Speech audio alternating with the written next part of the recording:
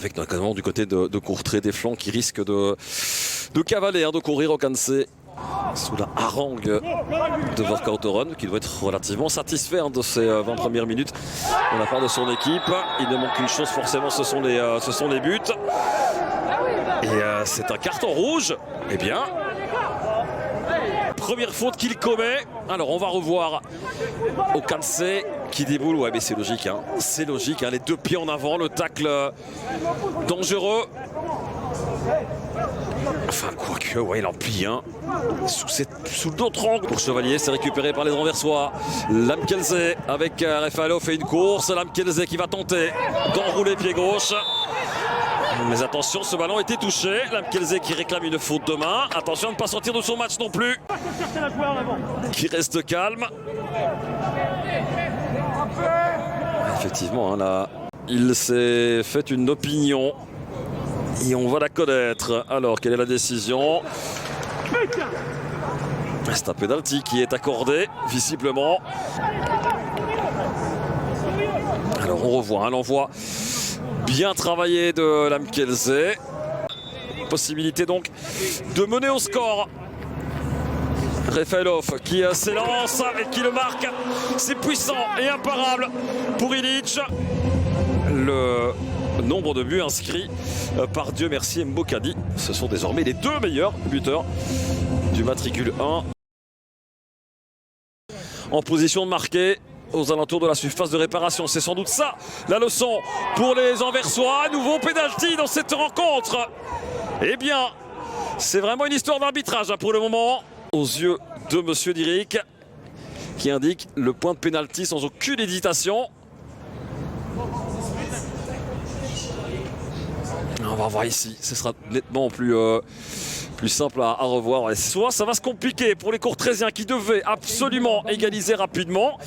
Scénario catastrophe, à moins de 10 minutes dans la deuxième mi-temps. Mbokani en place de pouvoir mettre le deuxième. C'est très bien repoussé par Ilic.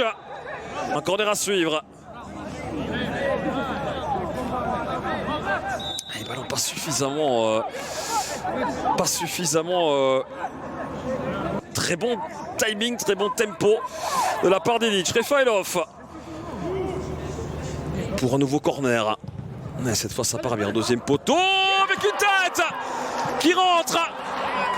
Oh, que ça va faire du bien, surtout Mbokani qui loupe le penalty pour sa première titularisation il y a quelques secondes. Et le Marchand qui vient parfaitement reprendre ce ballon. Deuxième poteau, il est totalement seul. Et il conforte cette deuxième place avant, le rappel, un agenda des plus compliqués. Ouh, le ballon sauté. Vergano, est-ce qu'il le touche, ce ballon? Effectivement, je pense que c'est Selemani qui marque bel et bien ce but. Voilà qui relance le suspense. Alors qu'on annonce un nouveau jeu de ce bloc, mais pour l'instant ils n'ont marqué qu'un seul but, c'est insuffisant pour reprendre ou repartir en tout cas du Beausoleil avec un seul point.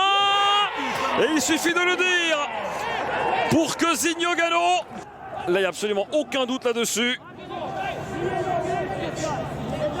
Il passe clairement devant son homme, ballon légèrement dévié. Voilà aussi, les cartes fer en l'air. Pas de faute, bon ballon là par contre de Mbokani pour Lamkelze. Et le 3-2 pour l'Antwerp. Bon, là aussi dans la défense centrale, on le voit ici avec un duel joué de manière un peu dure par Delade, pas de faute. Et là forcément on défend en reculant. Que faire maintenant? La combinaison de deux ports avec Ongla qui est monté, Lamkelze de la poitrine, ballon qui fuit le grand rectangle, Verstraat et le but de Birger Verstraat. La balle de match très probablement pour l'Antwerp avec ce boulet de canon des 25 mètres pour le maintien. Et on voit le soulagement. Ils ont mené 2-0, remonté 2-2 et les voici désormais à 4-2. 6 buts marqués dans cette rencontre. La frappe est pure de la part de... Et vraiment envie de souligner aussi l'excellent coaching de Frank Vorkautoren qui a géré les différents tempos, les différents momentum.